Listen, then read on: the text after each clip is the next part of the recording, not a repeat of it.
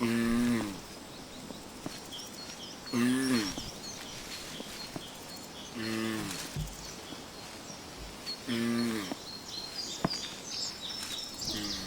strategies that wildlife use to reproduce are so varied that some of them don't even involve sex. There are animals that spend their whole lives with one mate, others that are only faithful to their partners some of the time, and still others that are already breaking up when they've just met. In general, the males have to compete for the females, who choose the strongest suitors, or the handsomest ones, or the ones with the biggest attributes, or if they're lucky, the ones that are the best parents. Although we'll see that not everything fits the cliches. Nonetheless, whether it's obvious or not, it's true that any efficient procreation system is run by the ladies.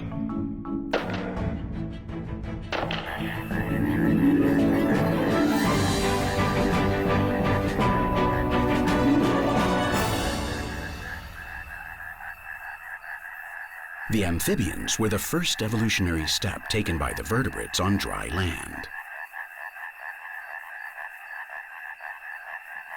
Although they still need water to reproduce.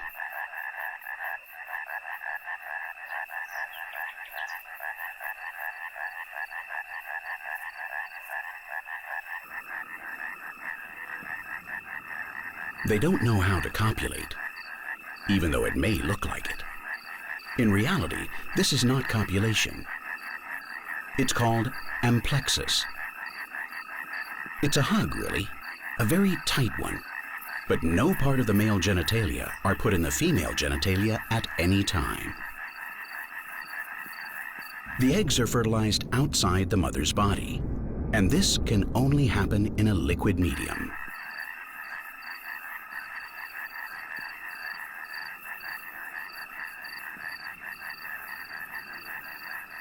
But this sexual strategy leaves the door open to possible complications.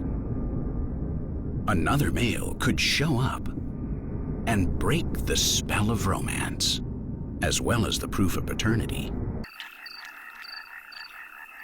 This happens often among natterjack toads. In fact, a certain percentage of natterjack toads has developed a parallel reproductive strategy. These guys break the rules. They're real rascals. Most male natterjacks, we could call them the traditional males, call to the females with their croaking and fight with any rivals that turn up to dispute the ownership of their corner of the pond. They test each other, following the established rules.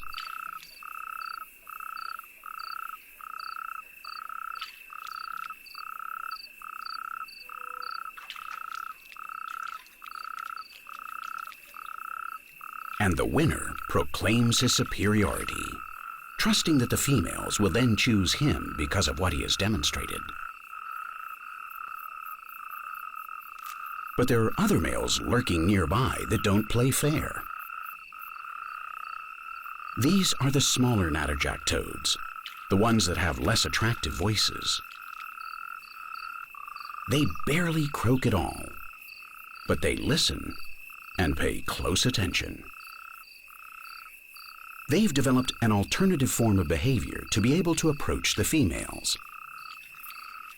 They have specialized in pulling a fast one on the traditional males.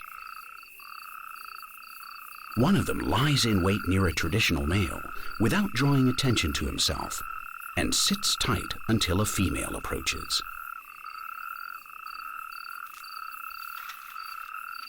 Since he's more nimble, the smaller toad intercepts her, catching her by surprise. And by the time the traditional toad can react, the little sneak is already in this position. That's a big advantage. And the scoundrel won't let loose, not for anything in the world.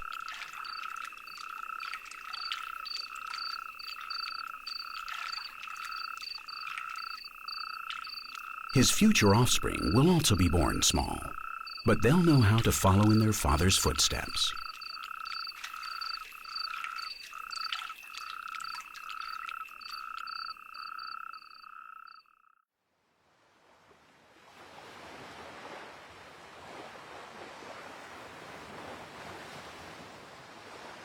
Life on Earth began underwater. Nevertheless, in the beginning, life didn't involve sex.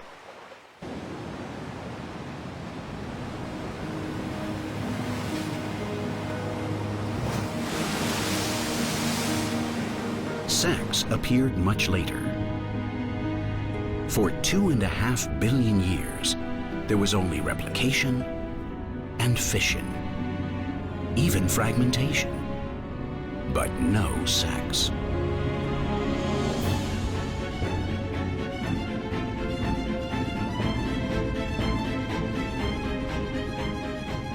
Fish were the first vertebrates to incorporate sex in their reproductive methods. Today, they employ sex in 1,000 ways. There are even fish that change sex if there aren't enough males or females in the neighborhood. The first sexed animal species weren't even divided into genders, into males and females. Those animals were both at the same time. They were hermaphrodites.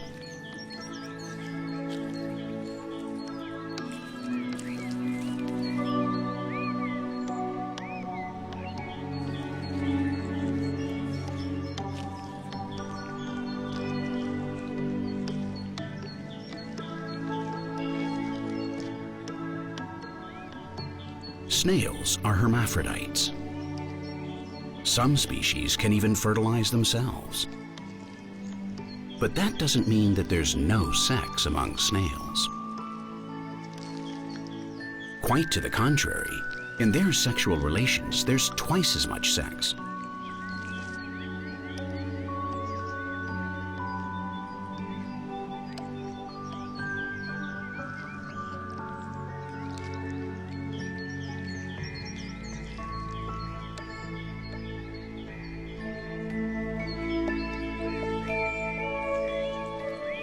Sometimes during copulation, the same snail behaves as both a male, providing its partner with its spermatozoa, and as a female, fertilizing its eggs with the spermatozoa that its partner provides, all at the same time. The sensuality of these slow-moving animals with damp, soft skin is in deep contrast with the way with which they stay embraced during sex.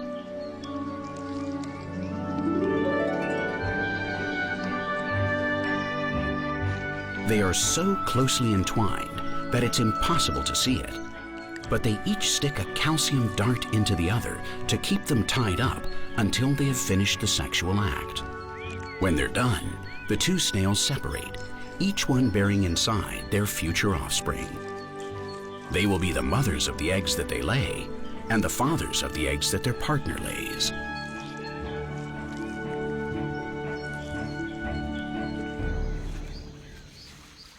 Elephants are the opposite of snails. Not because of their size, but because of how different the bulls are from the cows.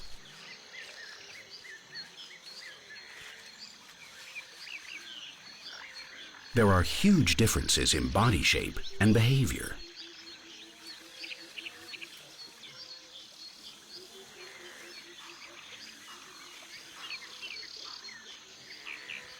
A large male elephant can weigh up to 7 tons,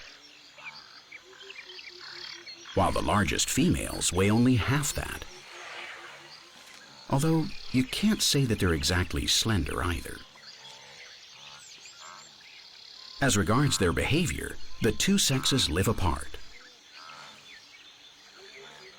The females form large herds of females and young elephants, while the adult males are off on their own, almost always living the solitary bachelor's life.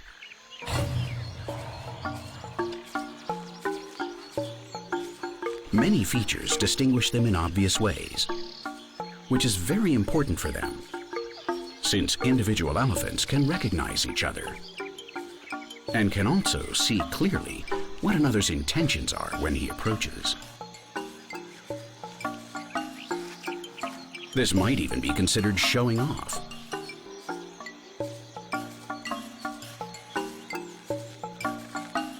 But the body language, when the sexual organs are outside of the body, is so explicit that the message is evident.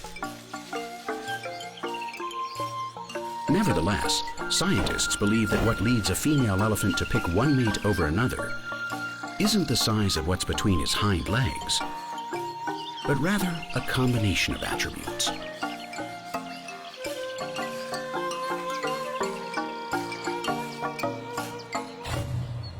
Horns, passion, shapely symmetry. Many things move the females to decide to have offspring with a particular male. The Iberian ibex has to be very selective because of the extraordinary conditions of its ecosystem.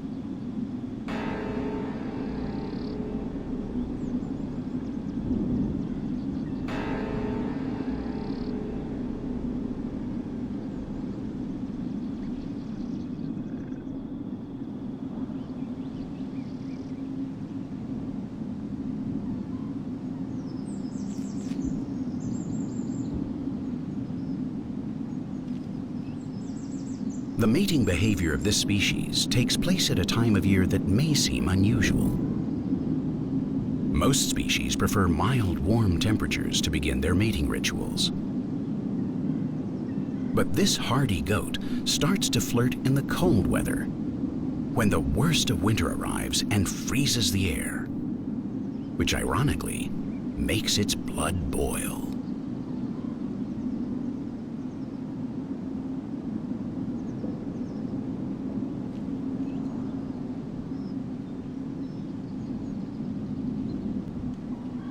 Up in the heights where they live, the Iberian ibex has to calculate its pregnancy very precisely so that the birth of its future kids coincides as closely as possible with the short period of abundance in spring in the mountain peaks. Now is the time.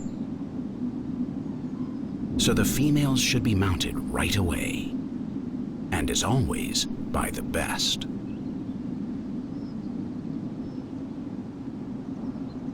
Now their attributes must be put to the test. Here, big horns don't mean a thing if you don't know how to use them like a champion.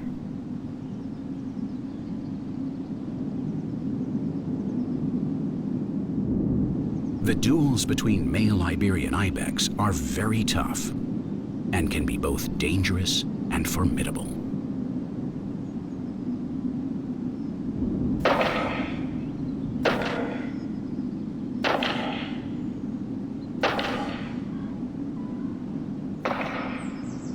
The sound of headbutts resounds thunderously in the mountains, suggesting broken necks and shaken brains.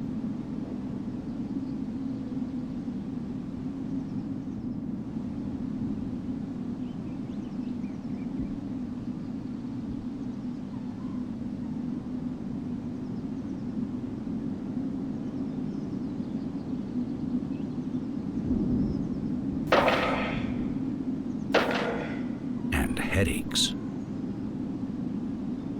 The females observe attentively. They want to get a clear idea of who is the winner.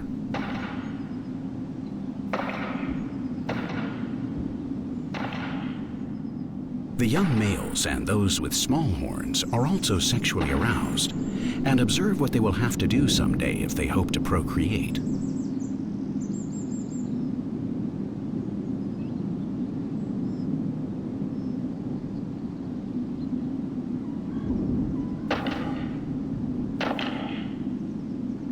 Sometimes nature seems to give opportunities to genes that may not be the best.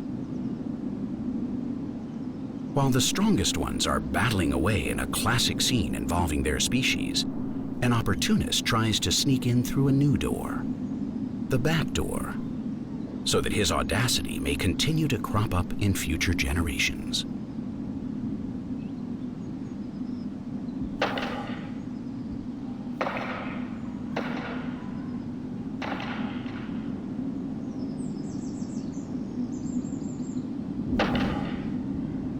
This male doesn't have very big horns, nor a powerful physique, nor has he even reached the optimum age for reproduction. But just maybe he can take advantage of the absence of the fittest.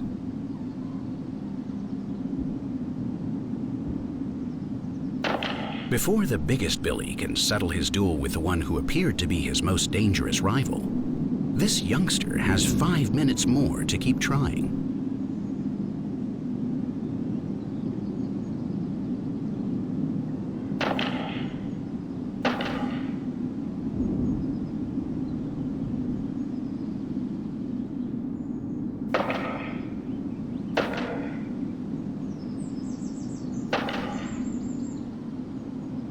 Although this female has a pretty clear idea of what she likes.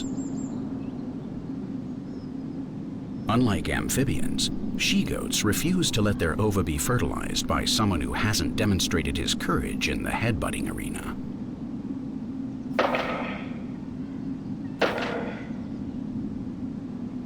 After 30 or 40 blows, any one of which could have broken a lion's neck, the dominant male expels the loser from his territory. He forces him downslope to where at this time of year only the weak and immature are found. He drives him away from the chance to reproduce, but not from his sexual desire. He soon tires of humiliating his defeated opponent and remembers that it's been a while since he checked on his harem. Does he detect the scent of infidelity in the air? When he rejoins his group of females, everything seems to be in order. But can he be sure that in the spring, all the little kids will be his? Could what we saw among toads happen to a mammal?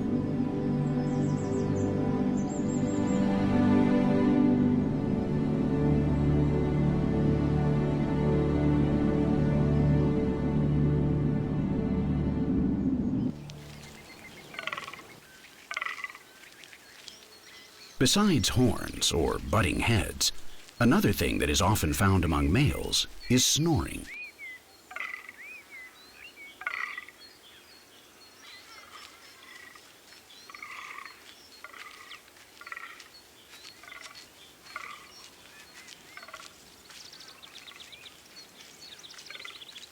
But the bellowing of the red deer is a passionate call to females.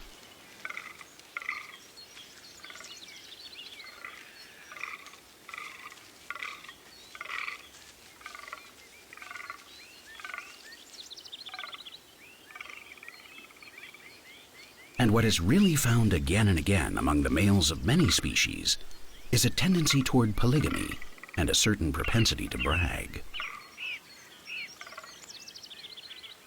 Although we can't blame the male gender alone. That's the result of natural selection among millions more choices made by females, all of which have determined the character of the majority of males.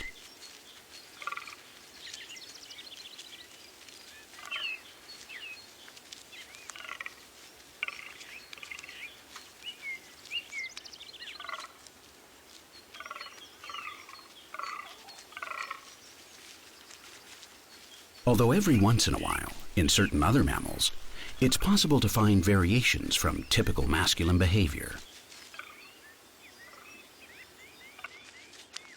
In other words, not all males are the same. Until quite recently, for example, scientists believed that if you'd seen one fallow deer, you'd seen them all. But that's not true. Researchers have found among male fallow deer sexual attitudes and strategies that are very different from the norm. When a species displays such a variety of behavior in courtship, that's called sexual polymorphism. In general, the smaller male fallow deer, which are more agile, take advantage of their speed to approach the females when the ruler of the harem isn't looking.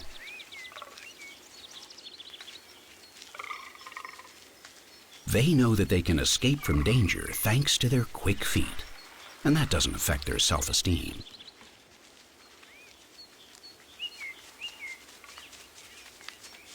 Other males forge temporary alliances and work in pairs, alternating their attacks on the harem so that they can beat the dominant male by tiring him out.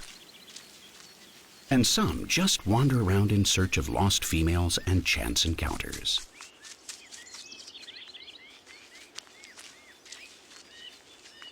The more powerful males display what we could call the normal behavior of the species.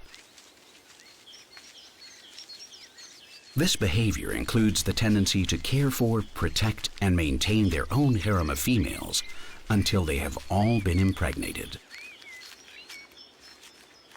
We could call these males harem keepers.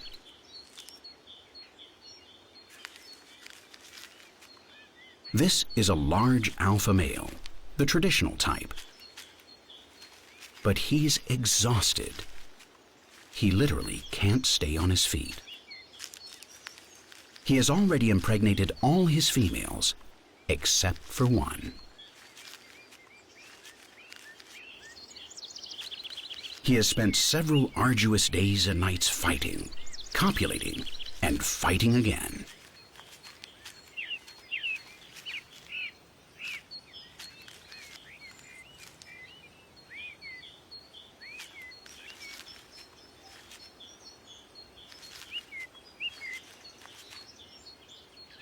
He tries, but he just can't do it.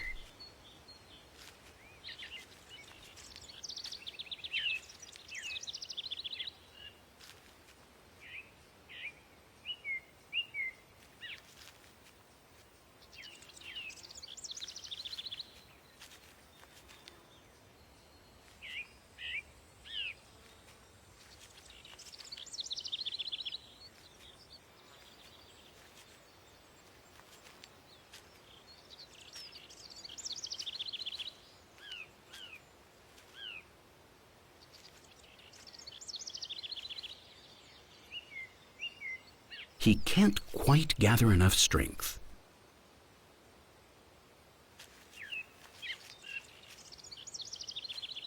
Nature seems determined to demonstrate that the sexual stereotypes don't match the reality.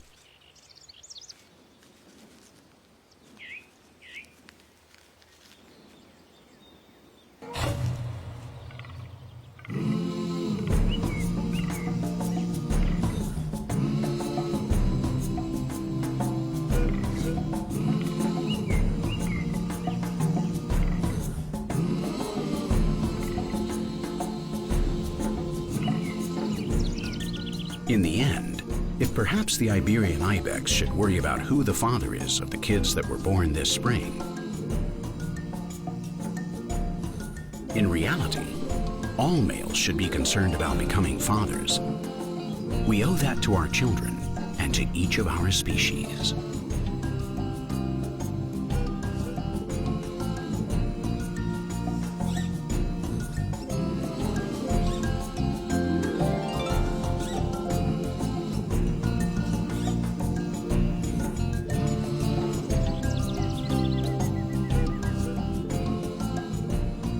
The males of the Phasmida order, that is, the stick insects and the leaf insects, go to great lengths to make sure that they are the true fathers of the offspring that will be born.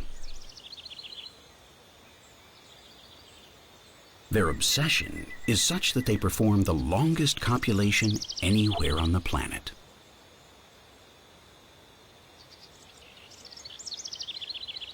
These insects don't move around much, only when they eat or when they have to find a mate. But today, the pheromones in the air have brought together this male and the female trying to attract him. It's time to get started. The evolutionary adaptations that these strange creatures have developed so as to go unnoticed are marvelous. But even more surprising is the ability that the males have developed to ensure the success of their genes.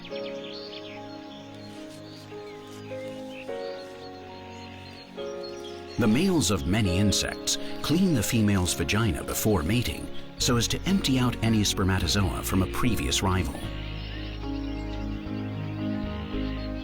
To prevent this from happening, this order of odd insects tends to extend copulation throughout the whole pregnancy, the time the female needs to develop her eggs.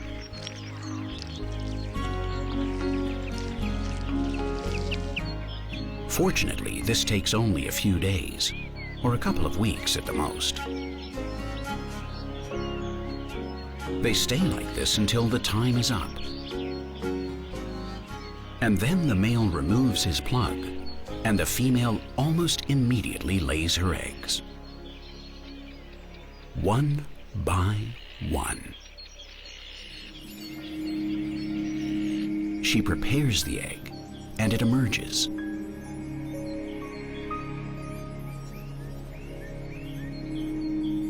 But it doesn't fall yet. The female holds onto it while she looks for the perfect place to lay it.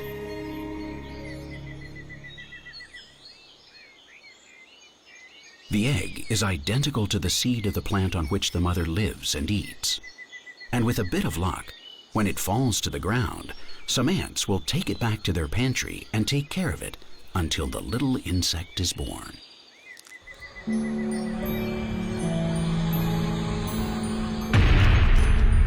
Then the newborn phasmid, disguised by the smell of the ants, will look for its own plant with greater safety.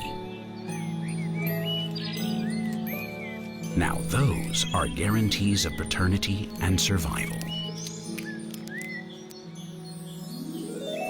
There are parthenogenetic insects. That is, it isn't always necessary for males to fertilize the eggs, and a few rare cases of hermaphroditic insects. But almost all insects reproduce the same way. The male inserts his copulatory organ into the female's vaginal canal. In this way, it transfers its sexual cells and fertilizes the eggs of its mate. This is the most common method among animals. What isn't so common is that often female insects copulate only once in their lives, but are able to store the spermatozoa and measure them out during the rest of their existence.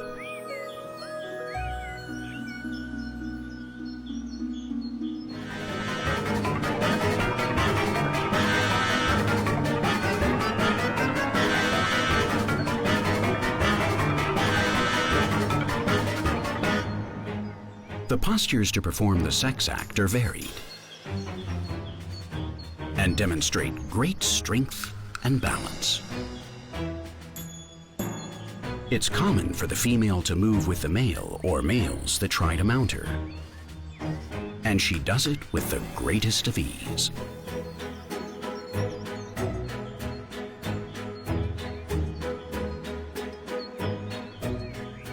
Another position consists of each one looking in the opposite direction,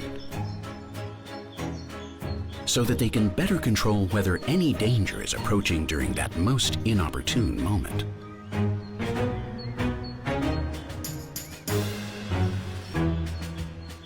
The reproductive cycles of insects are very short. They have very little time to find a mate and ensure the survival of their lineage. The language of love among insects is above all chemical. Any sort of non-chemical courtship is very rare among insects. But sometimes it's indispensable. The female mantis could mistake its suitors for prey. So it's a good idea to make sure that things are clear from the start. When a male mantis enters the mating period, it stops hunting and stops eating. It spends all its time looking for a mate. The females, on the other hand, are always hungry. When two mantises of opposite sexes meet during the breeding period, the first few moments are full of tension. They see each other as predator and prey. But certain movements can calm the waters. If he correctly performs a series of movements, what we might call a life-saving dance, he will be able to procreate. Nonetheless, the female may already have been impregnated.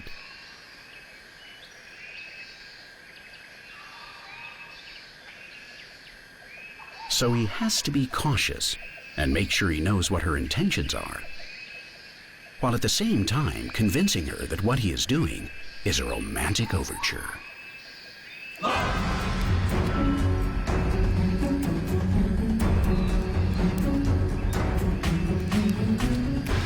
This shouldn't be confused with some supposedly cannibalistic copulation. She simply has caught the male as if he were a grasshopper.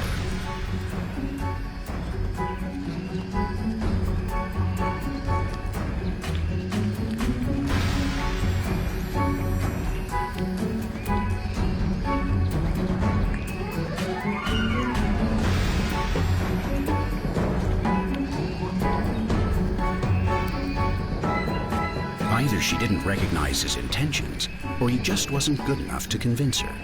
And the insect world is as savage as they come. Although sexual cannibalism is very rare.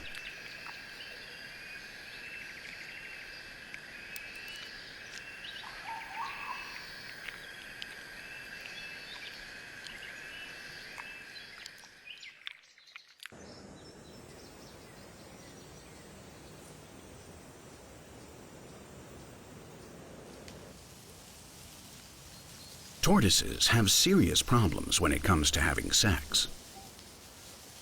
On the one hand, the rigid shells that protect them also make them one of the least flexible creatures in all creation. Not surprisingly, they can't even think of changing positions. In addition, they move very slowly and do everything with the greatest tranquility, especially walking. It probably takes them days or even weeks just to meet up. Their cruising speed limits them almost as much as their line of vision. Looking around at the level of the vegetation makes it even harder for them to figure out where the other tortoises are. And the habitat of the leopard tortoise is the vast flat grasslands of northern Africa. There aren't many high lookout points around here from which to survey the landscape. Everything seems to be working against them and their chances to reproduce. That's why when a male with a yearning to procreate crosses paths with a female, he follows her. Very closely. Right behind her, almost touching her.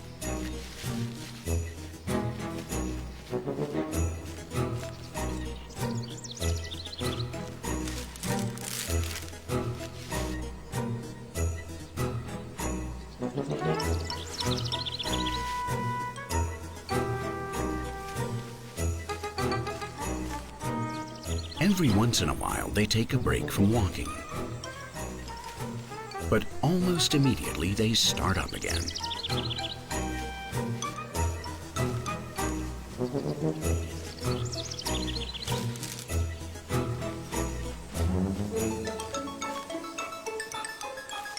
Sometimes he'll try to cut her off in what seems like an attempt on her part to run away.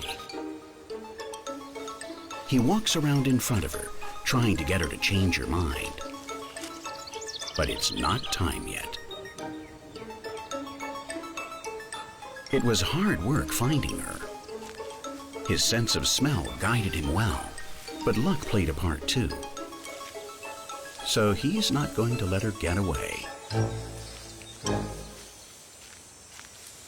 Nevertheless, she may not be ready for sex yet. Maybe she's still a few days away from ovulating. That's no problem. Because he's not going to stop chasing her, day and night.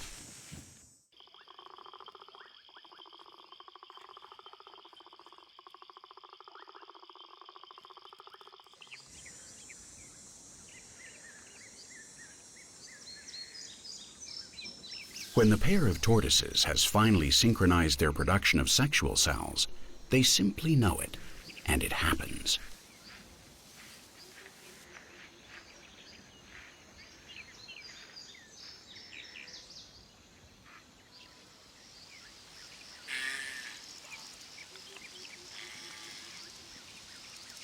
For these tortoises, mating also demands a lot of effort and great balance.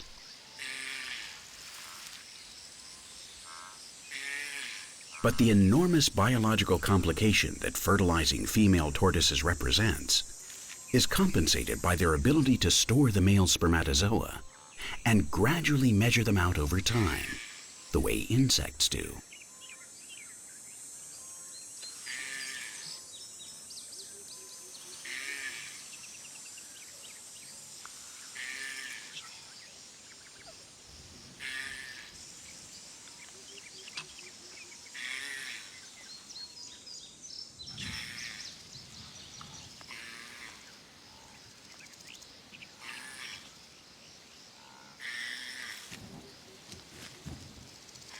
They've been chasing each other for just a few days, and now it's all over already. Most likely, they'll never see each other again, at least not for a long time.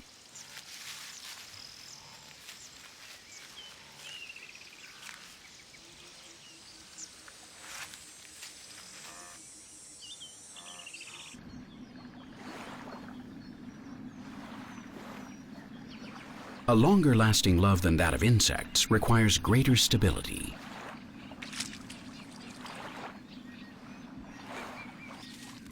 A gray heron is placing the first little branches of its future love nest and its future relationship. This is an intimate moment that is very difficult to observe.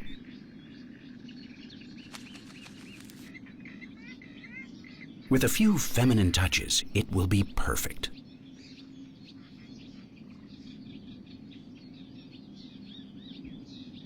Nevertheless, he is the one who will have to bring most of the branches. She will then employ the construction materials as she sees fit. In reality, she is the architect. He is hardworking and also has a say, but she's got the last word.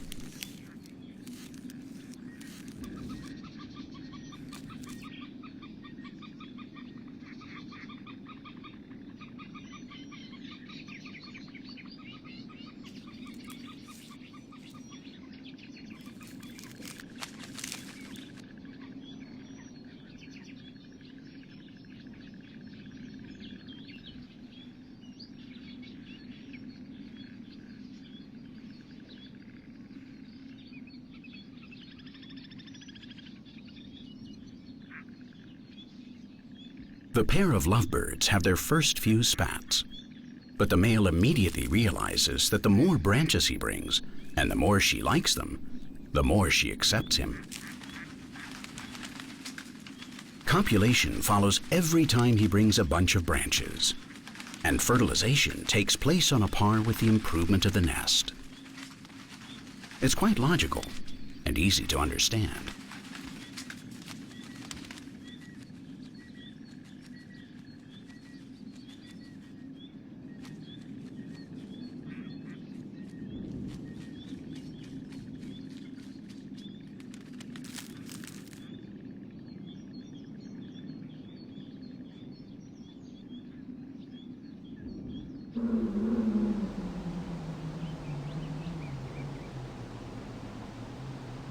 The mating rituals of some birds are only a question of the coloring of their plumage, or of performing a more or less pompous and complex dance. But the really practical mating rituals are the ones that highlight an individual's true abilities to succeed in life.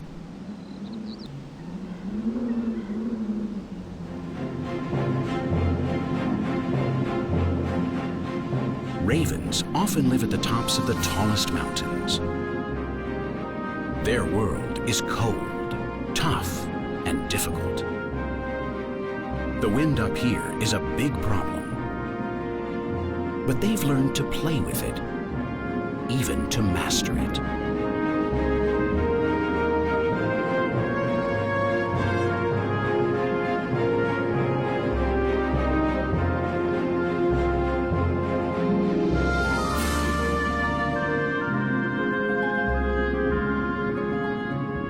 Courage and flying skills are two traits that directly affect these birds' ability to survive.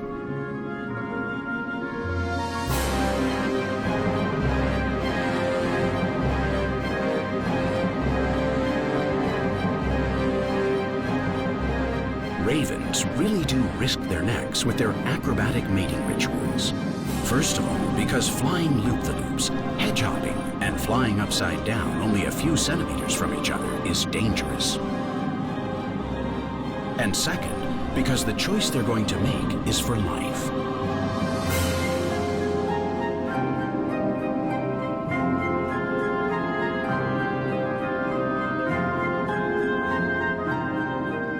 Ravens are monogamous and can live more than 50 years together. So they have to be very careful of who they choose.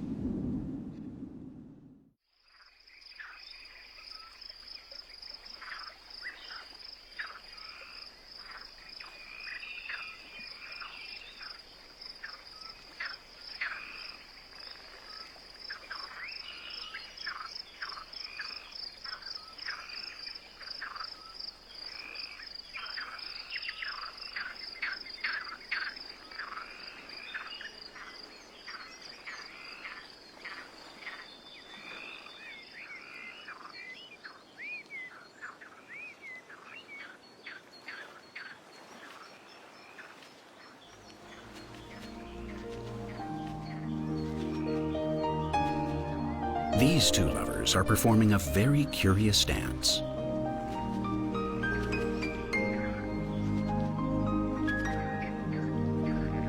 And they're not dancing just for fun. Grebes are birds that are acquiring increasingly aquatic habits. So in their mating rituals, demonstrating a mastery of the liquid element is a very good strategy.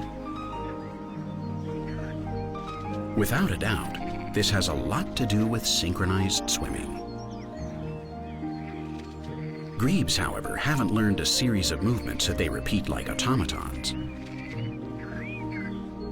What they do is imitate each other, as if they were looking in a mirror.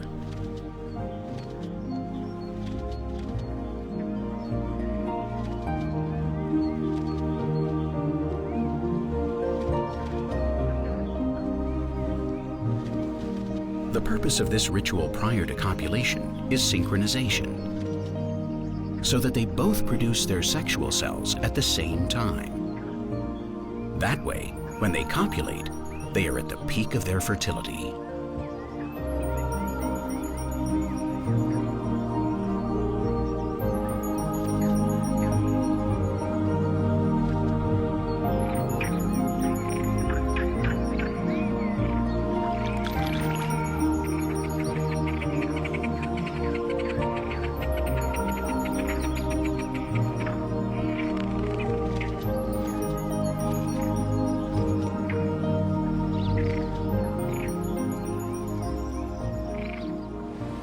There are 10,000 species of birds. In many families, both sexes look almost identical in many ways, above all in physical appearance, since it's impossible to distinguish the females from the males by their plumage or their size. Only their behavior changes, and sometimes only in very subtle ways. But there are also families of birds in which the males are significantly more colorful and flashy than the females.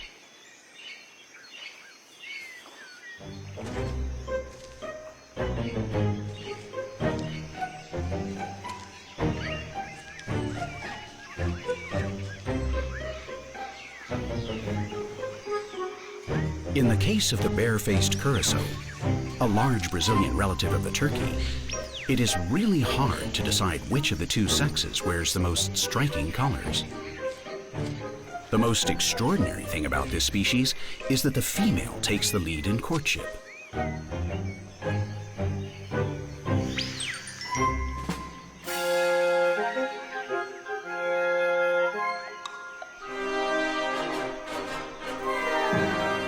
That's an innovative strategy, and certainly one that would be well worth exploring sometime.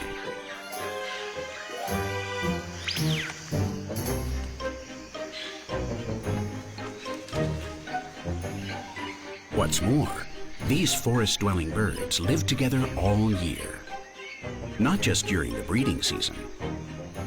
These lovers are truly exceptional.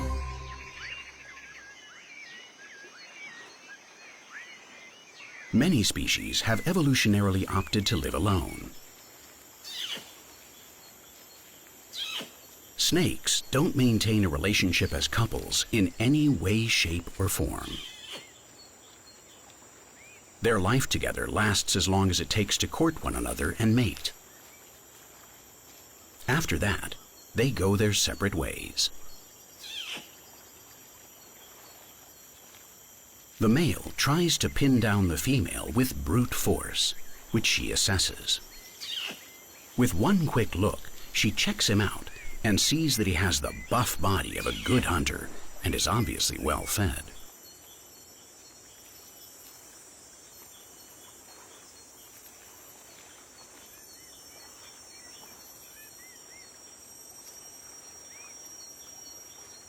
He's stronger than she is and has trapped her firmly against the ground.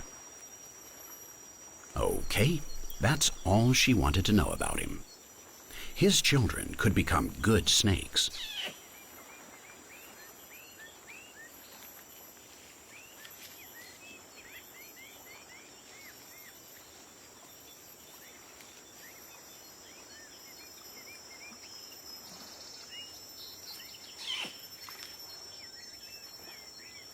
The female doesn't expect to get any help from him in the future.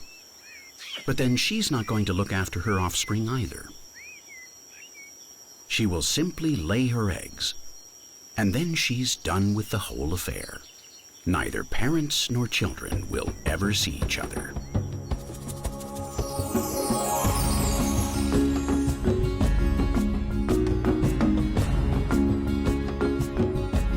Nature explores every viable path to perpetuate itself. Bachelorhood, monogamy, polyandry or polygyny, fidelity, infidelity. Contemplating the variety in wildlife helps us to break the stereotypes. It's very human to want to judge everything according to our rules, on our scale. Boy, he's got a big one.